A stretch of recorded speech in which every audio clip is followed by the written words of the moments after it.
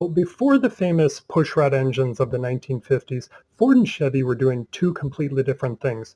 Ford had the famous flathead engine for about 21 years, and Chevy had the Stove-Bolt 6. So they're doing two completely different things. Then Ford switches to the Y block because General Motors had all these great V8 engines, pushrod engines that were more modern. So they quickly came out with the Y block. Now, how to identify the two is totally different. Ford's people are also saying our Chevy small blocks better than Ford V8 engines. And I gotta thank everybody for commenting because the answers are so intelligent. The most common response is, Chevy made a bunch of great V8 engines or Ford made a bunch of great V8 engines. And they will, with Ford, they will reference what's known as an engine family.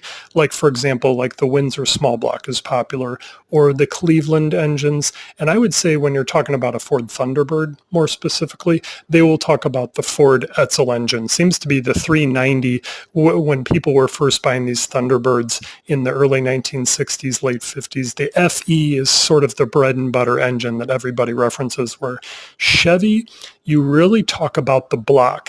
Now, the Chevy small block is considered the greatest invention that Chevy has ever had, similar to how Ford's modern assembly line and the Model T and the first mass-produced V8 engine, which was the Ford Flathead, that is considered Ford's greatest invention. So let's talk about maybe what's different about Ford V8 engines and Chevy. Now, Ford V8 engines, you specifically refer to engine families because, see, when Chevy started out with their Chevy small block, they were predominantly coming out of what's known as the Stove-Bolt 6 or an inline 6 necessarily.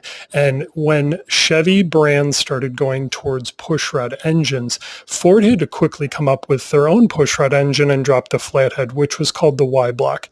Now, the Y block, unfortunately, was limited in how far it could be displaced. That is actually the main reason. It wasn't because of the oiling issues. That's a big misconception.